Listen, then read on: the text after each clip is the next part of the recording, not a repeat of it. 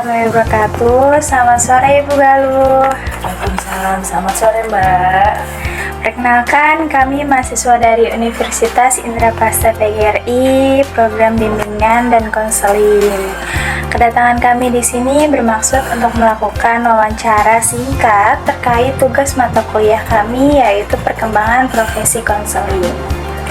Kami ingin berdiskusi dan menggali informasi mengenai perjalanan karir serta proses perkembangan profesi yang Ibu jalani hingga saat ini.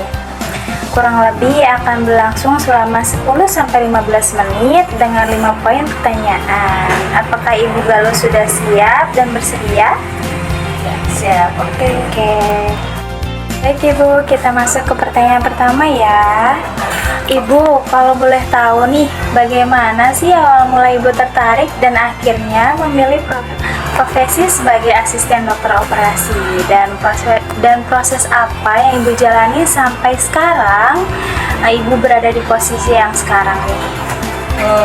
Awal mulanya saya memilih menjadi tenaga kesehatan itu kan karena berpikir luas ya lapangan kerjanya ya, jadi untuk mempermudah mendapatkan pekerjaan.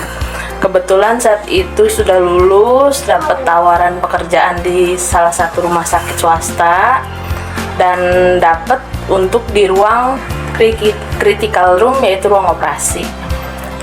Sebenarnya saya nggak punya basic apapun awalnya itu untuk menjadi perawat khusus di ruang operasi. Nah, prosesnya itu seperti apa?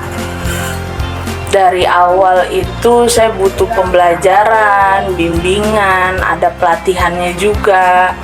Jadi punya basicnya itu dari situ, nggak langsung nyemplung langsung jadi asisten, tapi ada prosesnya.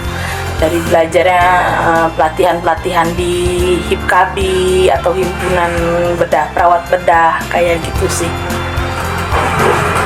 Oke, untuk kalau misalnya dari jenjang pendidikannya itu Ibu ada melakukan pendidikan lagi nggak sih untuk sampai ke proses yang sekarang? Dari jenjang pendidikan saya kan dari D3 keperawatan ya. Untuk sampai jadi keperawat bedah itu ada pelatihannya itu bukan dari jenjang D3-nya, tapi dari berapa lamanya kerja di ruang operasi itu.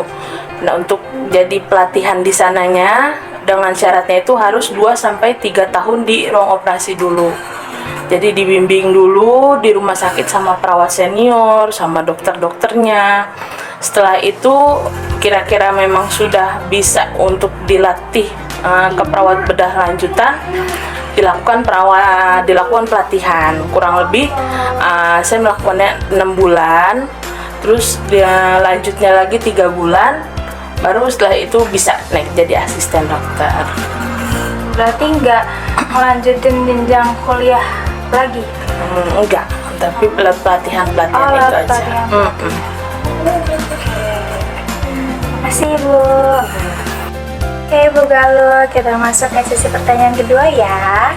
Sebagai asisten dokter, tentu perlu kerjasama yang baik dengan dokter utama. Saat pertama kali bekerja, bagaimana Ibu belajar beradaptasi agar komunikasi dan kerjasamanya bisa berjalan dengan baik nih? Yang pertama saya lakukan itu kayak kita harus kenal sama karakteristik dokter-dokter yang ada di ruangan saya sendiri. Terus juga harus kenal kebiasaan mereka saat melakukan tindakan-tindakan semua operasi. Terus juga awal-awalnya tuh pasti takut kan, namanya wah baru mau naik operasi nih gitu. Pasti izin dulu, dokter izin ya, saya mau naik operasi, mohon bimbingan dan arahannya. Nah, udah dibimbing, terus diarahin seiring berjalannya waktu. Pastikan kita selalu berkomunikasi kan, karena tiap hari bertemu, tiap waktu bertemu. Nah, jadi ada chemistry-nya antara perawat sama dokternya saat tindakan operasi. Ya udah, jadi untuk kerjasamanya jadi enak. Karena kan di ruang aku, khususnya ruang operasi itu kan butuh teamwork banget ya, nggak bisa yang namanya timpang berat sebelah. Jadi harus memang komunikasi itu harus berjalan. Pernah nggak sih kayak ketemu satu momen yang bikin bete banget gitu? Wah, sering itu sih. Sering, tiap hari, tiap detik pasti ketemu yang namanya diomelin, gak enaknya ya, disalahin atau bagaimanapun pasti ketemu. Cuman kita semua pribadi karena kita tim kan, gak bisa namanya ngambek. Pasti besok ketemu lagi, kerja lagi. Ya hari itu juga harus selesai ya, atau enggak saat take operasi bisa tensionnya tinggi karena kan stresnya tinggi kan, nyawa orang. Tapi nanti selesai operasi ya udah bercanda lagi aja kayak gitu, nggak bisa bete-betean lama, nggak pernah sih kayak gitu. Oke, terima kasih Bu Galuh. Dan ketiga ya, selama bekerja, apakah Ibu Galuh pernah menghadapi pasien atau keluarga pasien yang panik atau sulit diberikan penjelasan nih? Biasanya gimana sih cara Ibu Galuh menghadapi situasi tersebut? Pasti pernah ya, nggak mungkin enggak. Secara untuk mengatasinya, mungkin saya mengaplikasikannya dengan memberikan edukasi kepada keluarga atau pasien sesuai dengan ranah saya, itu keperawatan. Memberikan edukasinya juga tentunya dengan sabar dan kalimat-kalimat dan bahasa yang mudah untuk dipahami, sehingga bisa untuk pasiennya paham dan tidak lagi menurunkan rasa kecemasannya. Terkecuali semisal memang pasiennya itu membutuhkan edukasi mengenai perjalanan penyakit atau pengobatan yang bukan ranah saya, pasti saya kolaborasi dengan dokter yang bertanggung jawab terhadap pasien tersebut. Oke Ibu Galuh, untuk pertanyaan keempat, dari berbagai pengalaman yang telah Ibu Galuh jalani nih, apa sih hal yang membuat Ibu Galuh merasa bangga dan bersyukur menjalani profesi Ibu Galuh sekarang? Tentu ya, saya merasa bersyukur dan merasa bangga. Bersyukurnya karena masih bisa bekerja di era yang susah nyari kerjaan saat ini kan. Walaupun hasil penghasilan tenaga kesehatan itu masih sangat minimum ya di kalangan Indonesia ini. Terus juga bersyukur karena masih bisa berpenghasilan sendiri untuk menafkahi keluarga, terus juga memenuhi kebutuhan, terus juga merasa bangga sama diri sendiri. Nggak apa-apa lah ya bangga sama diri sendiri, karena kerja keras yang udah saya capai sampai saat ini kan nggak mudah, jadi saya bangga juga sih. Jadi perawat bedah yang prosesnya panjang, butuh kesabaran dan pembelajaran panjang, saya rasa saya bersyukur dan bangga sama hal ini. Betul banget nih, Ibu Galuh harus bangga dan bersyukur banget atas pekerjaan yang Ibu Galuh jalani sekarang, karena tenaga medis adalah istilahnya penolong bagi kita semua gitu. Oke Ibu Galuh, kita masuk ke sisi terakhir nih. Ada nggak sih pesan dan tips yang ingin Ibu sampaikan kepada kami sebagai mahasiswa agar dapat memiliki etos kerja dan profesionalisme yang baik saat memasuki dunia kerja nanti? Etos kerja yang harus dimiliki pasti ada ya. Buat saya sendiri, saya tuh kita tuh harus menyukai pekerjaan yang akan kita kerjai ya. Jadi kita bisa menikmati prosesnya. Mau seperti apapun, kalau kita suka sama pekerjaan kita, pasti kita akan nikmati. Terus yang kedua, untuk etos kerja yang paling saya pegang itu harus jujur, sopan santun. Terus juga harus punya etika, karena kan di ruang operasi itu kan harus jujurnya harus dijunjung tinggi ya. Kalau kita nggak jujur, kalau ada apa-apa ketinggalan di badan pasien bahaya kan. Nah itu harus banget itu jujur. Terus juga beretika, nggak bisa yang asal-asal semaunya kayak gitu. Namanya kita kerja sama, kerja bareng, jadi kita harus bisa saling menghargai satu sama lain. Nah, terus juga karena kan profesional itu kan nggak bisa datang dengan sendirinya dengan kilat atau dengan cepat ya. Menurut saya profesi itu akan muncul dengan sendirinya saat kita tahu pekerjaan kita itu seperti apa dan memahami apa yang kita kerjakan. Nah, saat kita udah tahu kerjaan kita bagaimana, paham kerjaan kita seperti ini, seperti itu, profesional itu akan muncul dengan sendirinya. Jadi bukan kita yang menilai diri kita profesional, tapi orang lain yang akan melihat kita bekerja dengan baik dan profesional. Terima kasih Ibu Galuh. Baik, Ibu, seluruh poin pertanyaan sudah terjawab dengan sangat jelas. Informasi dan pengalaman yang Ibu bagikan tentu menjadi ilmu yang sangat berharga bagi kami sebagai calon profesional di masa yang akan datang. Kami mengucapkan terima kasih yang sebesar-besarnya atas waktu, kesediaan, dan ilmu yang telah diberikan. Semoga Ibu selalu sehat dan lancar dalam menjalankan tugas profesinya. Sebelumnya kami pamit undur diri. Apakah Ibu berkenan jika kita melakukan sesi foto bersama untuk sebagai dokumentasi tugas laporan kami? Terima kasih Ibu Galuh. Assalamualaikum warahmatullahi wabarakatuh. Malam. Kenalkan, kami dari mahasiswa Universitas Indrapasta PGRI, program studi bimbingan dan konseling. Kedatangan kami di sini bermaksud untuk melakukan wawancara singkat terkait tugas mata kuliah pengembangan profesi pendidik. Kami ingin berdiskusi dan mengambil informasi mengenai perjalanan karir serta proses perkembangan profesi yang Ibu jalani saat ini. Sesi ini kurang lebih akan berlangsung selama 10-15 menit dengan 50 pertanyaan. Apakah Ibu sudah siap untuk mulai? Insya Allah. Bu, kalau boleh tahu, sudah berapa lama Ibu bergabung dengan IPI? Di sana Ibu berperan sebagai apa? Dan biasanya kegiatan atau tanggung jawab yang Ibu jalani apa saja?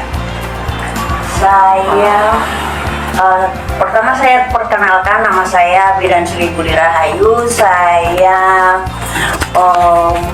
menjadi bidan itu sejak tahun 1990.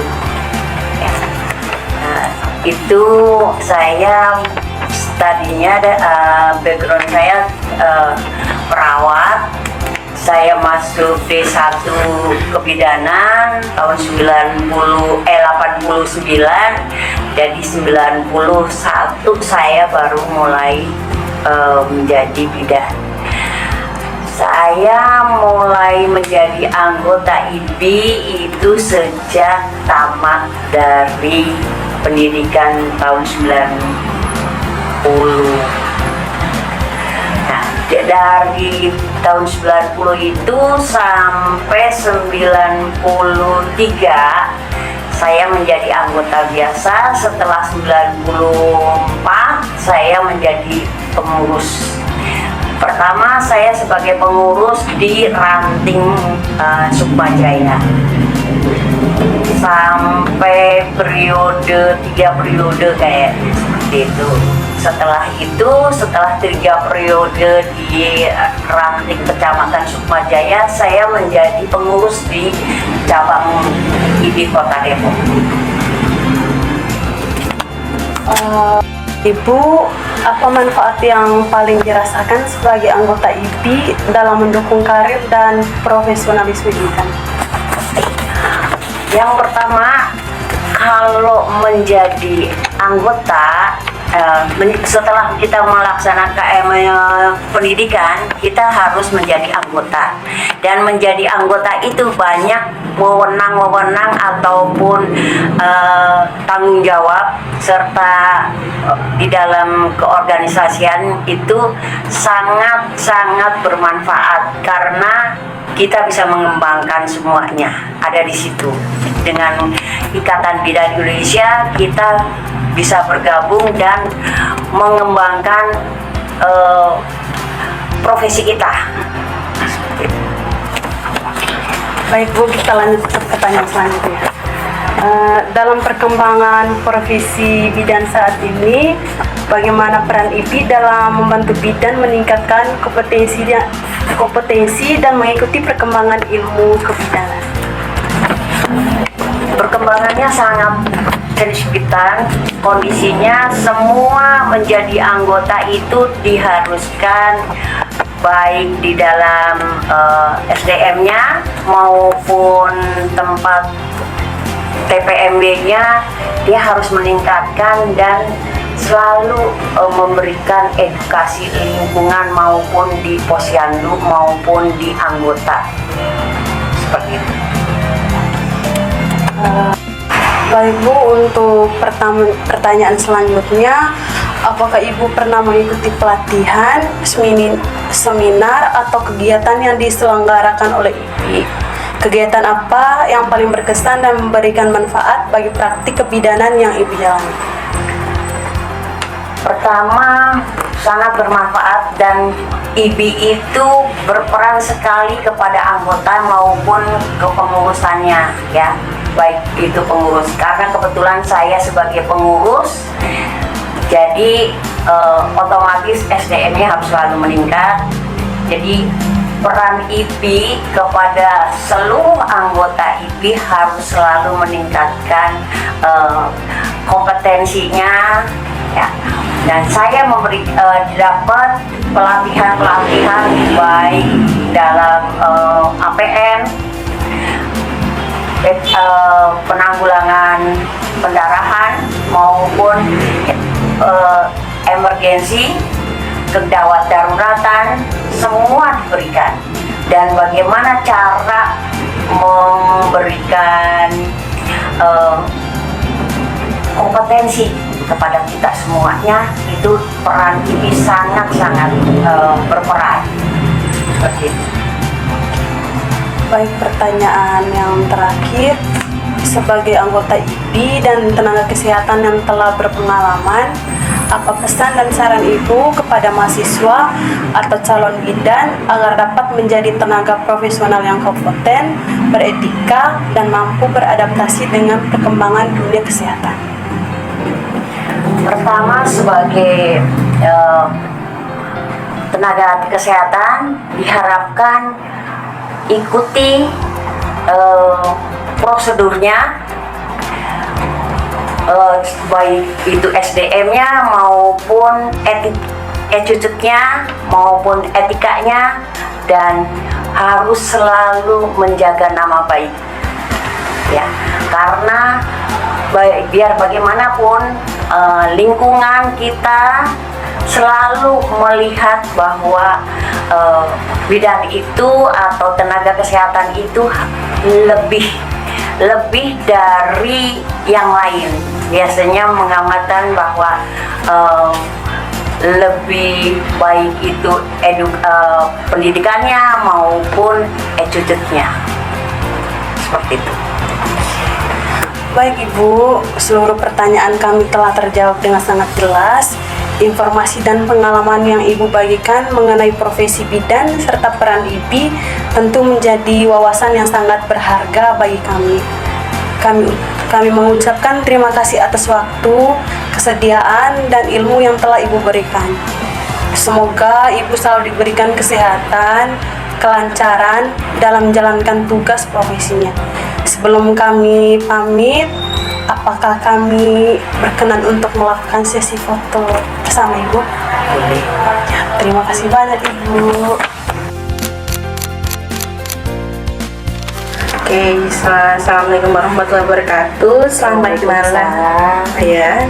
Selamat malam Ibu Astrid Putri Budi. Ya. Perkenalkan, kami mahasiswa dari Universitas Indraprasta PGRI, program studi bimbingan dan konseling. Kedatangan kami di sini bermaksud untuk melakukan wawancara singkat terkait tugas mata kuliah kami, yaitu perkembangan profesi konseling. Kami ingin berdiskusi dan menggali informasi mengenai perjalanan karir serta proses perkembangan profesi yang Ibu jalani hingga saat ini. Sesi ini kurang lebih akan berlangsung selama 10-15 menit dengan 5 poin pertanyaan. Apakah Ibu udah siap? Baik. Oke, kita masuk ke pertanyaan pertama. Ibu, kalau boleh tahu, awal mula Ibu tertarik menjadi bidan itu bagaimana ya? Dan apakah memang sudah menjadi cita-cita dari kecil atau ada pengalaman tertentu yang membuat Ibu memilih profesi ini? Oke. Kalau untuk masuk ngambil akademi kebidanan awalnya sih terpaksa ya, pastinya karena tadinya disuruh orang tua. Kalau dibilang cita-cita dari kecil sih bukan, cuman ya karena dorongan orang tua, dijelasin dan segala macem, udah ada ya alhamdulillah udah punya lahan, jadi ya disuruh ngelanjutin aja gitu untuk akademi kebidanannya. Oke, baik, terima kasih. Baik, kita lanjut ke pertanyaan kedua. Waktu menjalani pendidikan kebidanan dulu, tantangannya itu kalau boleh tahu seperti apa ya, dan apakah jadwal kuliah dan praktiknya cukup padat? Kalau untuk tantangan pastinya karena yang di awal tadi ya yang saya jelasin kan awalnya agak keberatan ya untuk masuk fakultas kebidanan, jadi ya untuk jalan hari-hari pastinya ya masih agak setengah hati. Cuman kalau untuk tantangan dan keberatan itu kalau untuk kayak jadwal pastinya jadi lebih padat, tugas juga setiap minggu pasti ada, terus kalau untuk jadwal praktiknya juga pastinya itu hampir setiap semester pasti turun lapangan. Dan itu kadang jaraknya jauh-jauh, ada yang di RSUD Pasar Rebo, ada yang di RSUD deket daerah Tangerang gitu. Jadi ya lumayan untuk turun ke lapangannya juga kayak puskesmas dan rumah sakitnya juga lumayan jauh. Dan ada di semester tertentu kita tuh turun ke desa-desa, waktu itu di daerah Bantul, Yogyakarta. Ya tugasnya pastinya lumayan agak banyak, apalagi yang kita hadapin kan manusia langsung ya. Itu yang kita hadapi kan juga dengan karakter sifat yang masing-masing berbeda-beda, ya itu diuji banget sih. Uji ya. Dan jadwalnya juga sangat padat ya. Iya, pastinya untuk jadwalnya pasti lumayan padat banget sih. Mulai dari tugas sampai turun ke lapangannya itu setiap semester pasti kita turun lapangan. Gitu. Oke, kita lanjut ya Bu. Ibu masih ingat tidak momen pertama kali menangani pasien atau membantu persalinan secara mandiri? Waktu itu kalau boleh tahu perasaannya itu bagaimana? Oh gitu, untuk kayak yang bener-bener waktu jadi mahasiswa untuk nanganin persalinan normal kita, saya megang langsung itu pada waktu itu di semester 4 kalau nggak salah di puskesmas Jakarta Timur, di daerah Jakarta Timur. Waktu itu nolong persalinan langsung tuh ya pasti perasaan deg-degan, tapi tetap di situ kondisinya didampingin sama bidan senior yang di sana juga, cuman pasti perasaan deg-degan, terus paniknya juga ada, kegoknya juga ada, kayak ini tindakan ini selanjutnya apa ya, tindakan ini selanjutnya apa ya. Jadi masih agak basi diasah dulu lah untuk kemampuannya. Pasti perasaannya sih agak deg-degan pasti, karena yang ditolong kan nyawa ya, udah gitu 2, ibu dan bayinya. Takutnya kan ya yang namanya kita bidan sudah semaksimal mungkin, tapi ya kekhawatiran takut ada yang tidak selamat salah satu kan juga pasti ada. Apalagi kan yang itu kan kondisinya memang kondisi masih mahasiswa semester 4, jadi ya pengalamannya itu benar-benar baru pertama kali, jadi pasti ya ada shocknya juga ada gitu. Oke, baik, terima kasih. Nah, kita lanjut ya Bu. Selama bertahun-tahun menjadi seorang bidan, ada gak sih Bu yang ada satu kasus gitu pasien yang paling berkesan sampai sekarang yang membuat Ibu semakin menyadari penting dan berharganya profesi bidan ini gitu? Kalau yang saya rasakan secara pribadi sih lebih ke pertumbuh kembangan anak ya. Jadi kan apalagi dilihat juga stunting di Indonesia itu kan juga meningkat. Nah itu memang kalau mencegah stunting itu memang dari kita persiapkan ibunya jauh sebelum hamil. Jadi kita harus pemeriksaan lengkap dulu ibunya. Jadi dia masuk kategori untuk layak hamil atau enggak. Karena itu menentukan juga faktor kesehatan tumbuh kembang anak nanti.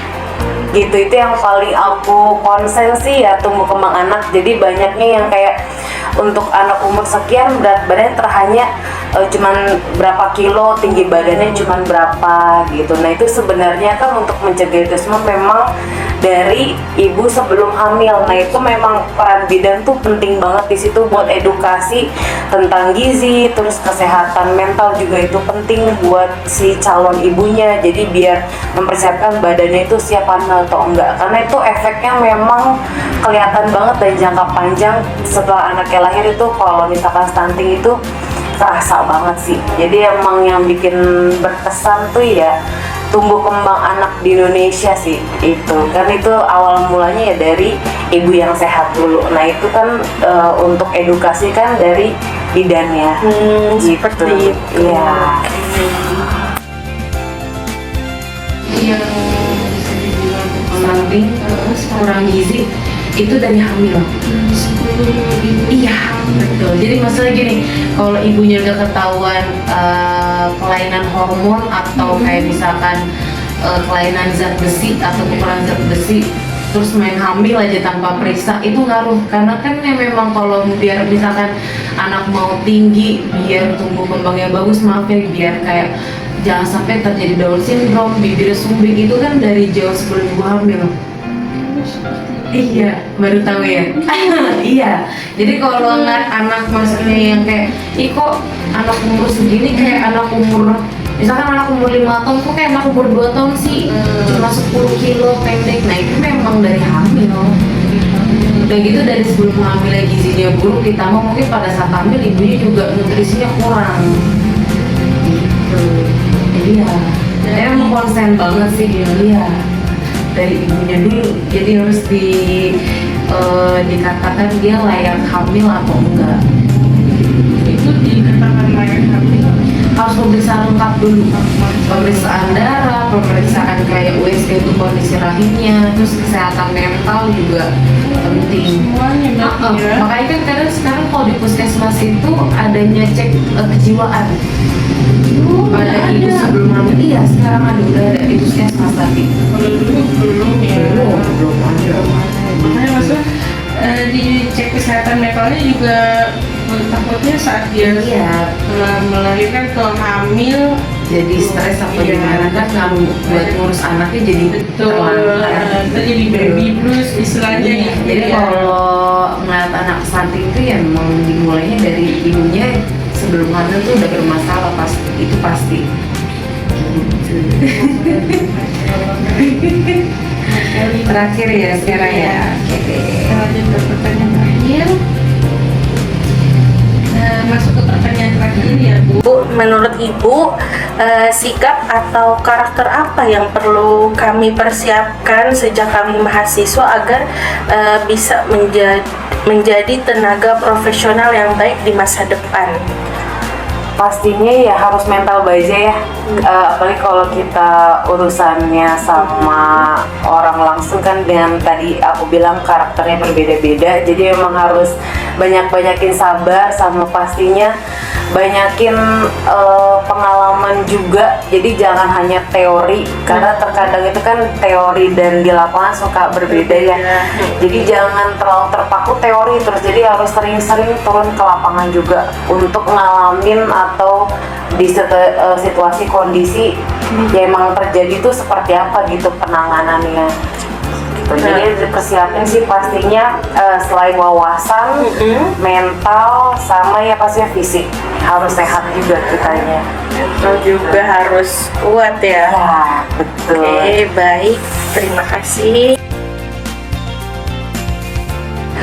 Baik Ibu, seluruh pertanyaan sudah terjawab dengan sangat jelas. Informasi dan pengalaman Ibu bagikan tentu menjadi ilmu yang sangat berharga bagi kami sebagai calon profesional di masa depan. Kami mengucapkan terima kasih Ibu yang sebesar-besarnya atas waktu, kesediaan, dan ilmu yang telah diberikan. Semoga Ibu selalu diberikan kesehatan dan kelancaran dalam menjalankan tugas profesinya. Sebelum kami pamit undur diri, apakah Ibu berkenan jika melakukan sesi foto bersama sebagai dokumentasi laporan tugas kami? Ya, bersedia. Ya, terima kasih banyak Ibu Astrid.